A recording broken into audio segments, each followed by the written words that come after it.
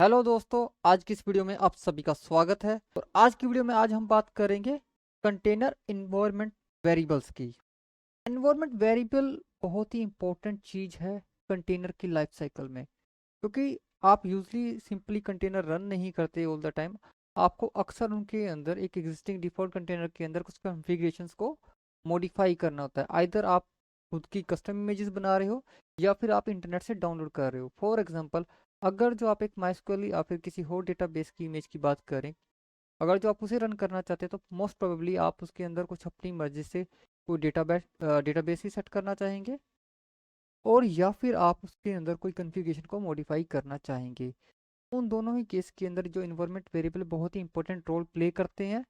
आज की इस वीडियो के अंदर हम एक माइस्क्ल का एक कंटेनर रन करेंगे और उसके अंदर कुछ इन्वायरमेंट वेरिएबल को पास करके देखेंगे। अगर जो हम कमांड की बात करें, इस कमांड के सिंटैक्स में आप देख सकते हैं, डॉकर मेन कमांड हो गई, रन हमारी सब कमांड है, और उसके बाद हाइफन ई फ्लैग लगाएंगे। हाइफन ई के बाद आप अपने एनवायरमेंट वेरिएबल्स जो हैं वो पास कर सकते हैं।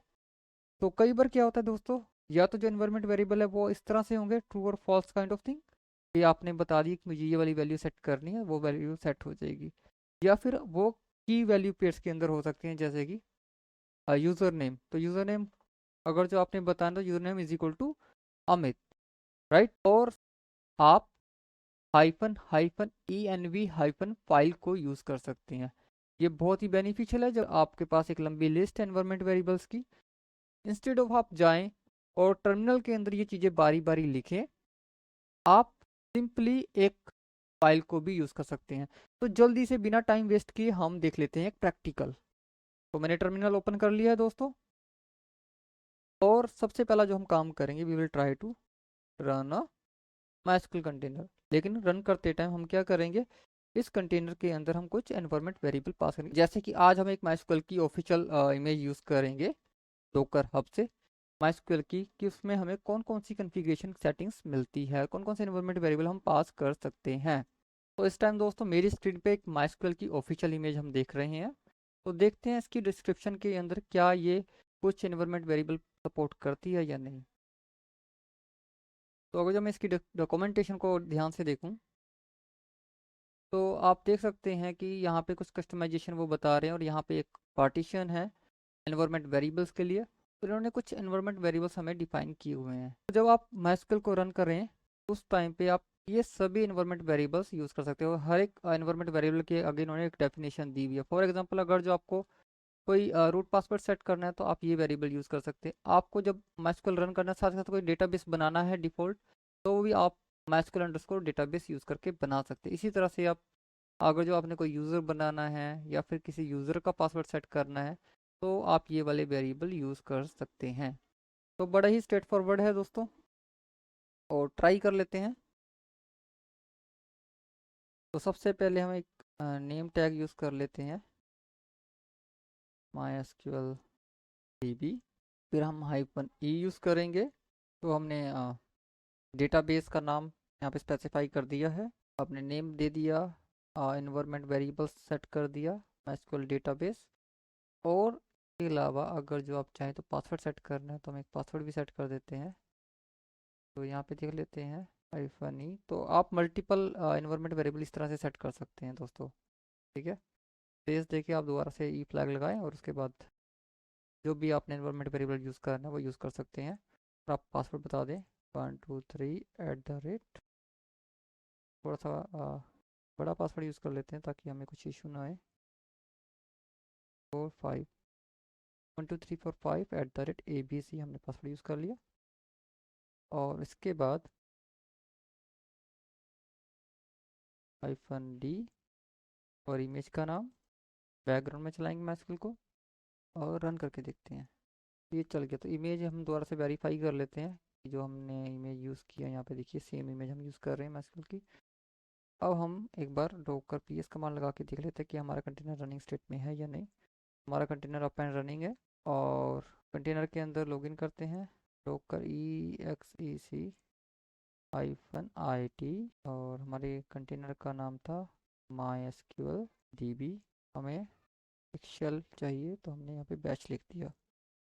अब हमें जो करना है दोस्तों वो ये है MySQL को कनेक्ट करके देखना है। तो हमने ऑलरेडी एक डेटाबेस बना दिया है। जैसे हमने कंटेनर रन किया था वो एक हमने पासवर्ड सेट कर दिया था रूट यूज़र के लिए। तो मैं कमांड लगाऊंगा -u रूट और उसके बाद -e, पासवर्ड स्पेसिफाई कर देंगे 12345@ABC। एक MySQL का शेल का एक्सेस मिल गया। तो इसका मतलब ये है कि कंटेनर रन करते टाइम आपने जो इन्वायरमेंट वेरिएबल सेट किए थे उसके अकॉर्डिंग कंटेनर ने आपके कॉन्फ़िगरेशन को सेट कर दिया है। जो दूसरी कमांड हम ट्राई करेंगे वो है, आखिरी कमांड हम यहाँ पे ट्राई करेंगे वेरीफाई करने के लिए, वो है डेटाबेस, क्योंकि हमने एक वेरिएबल पास किया था डेटाबेस बनाने के लिए भी। तो हम ट्राई कर लेते हैं जो डेटा बेसिस। तो देखिए हमारा जो डेटाबेस है वो यहाँ पे क्रिएट हो चुका है। और अब ये तो बात थी जब आपको पता है कि आपने कौन से वेरिएबल पास किए और आपने उन्हें यूज़ कर लिया, यूटिलाइज कर लिया।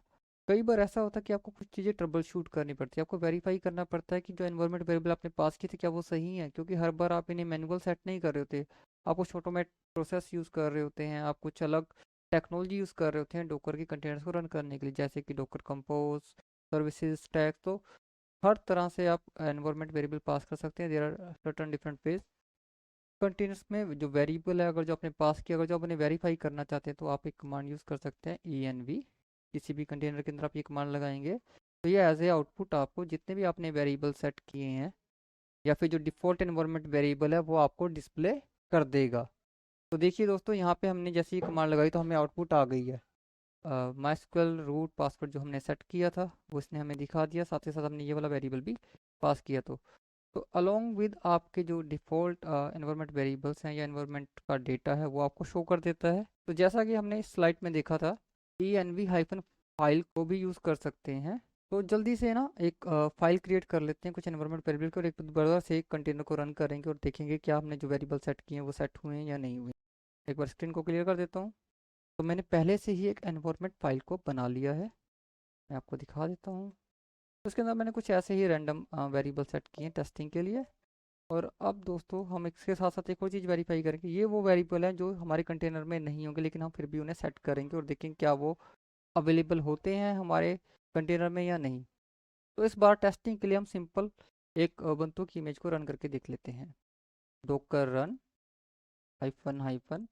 -env -फाइल और उसके बाद हमारी जो फाइल का पाथ है वो हम बता देंगे my-env.txt और उसके बाद -it इमेज का नाम के बाद मैं एक शेल यहाँ पे पास कर दूंगा ताकि हम डायरेक्टली रन करें और इसमें लॉगिन करके वेरीफाई कर लें। तो हमारा कंटेनर रन हो चुका है। env कमांड लगाते हैं। यहाँ पे देखिए इसने मुझे सारी आउटपुट यहाँ पे दे दी है, जिनमें से जो वेरिएबल हमने पास किए थे वो भी यहाँ पे हैं। तो इसका मतलब ये है कि अगर जो आप कंटेनर्स में कोई ऐसी एप्लीकेशन रन कर रहे हैं जिसके लिए आपको कुछ सेटिंग्स बाहर से प्रोवाइड करनी है, कोई आप कस्टम कंटेनर यूज़ कर रहे हैं या फिर आप एप्लीकेशन को यूज़ कर रहे हैं कंटेनर में, तो उसके लिए कुछ सर्टन कॉन्फ़िगरेशन जो है आप पास करा सकते हैं जब आप डोकर को रन करते हैं। तो आई होप दोस्तों आपको इस वीडियो में जो भी चीज़ें हमने ट्राई की हैं वो समझ आ गई होगी और एनवायरनमेंट वेरिएबल कितने इंपॉर्टेंट हैं और उन्हें कैसे यूज़ करना है वो भी आपको ढंग से समझ आ गया होगा। वीडियो को आखिर तक देखने के लिए आप सभी का बहुत बहुत शुक्रिया। जय हिंद।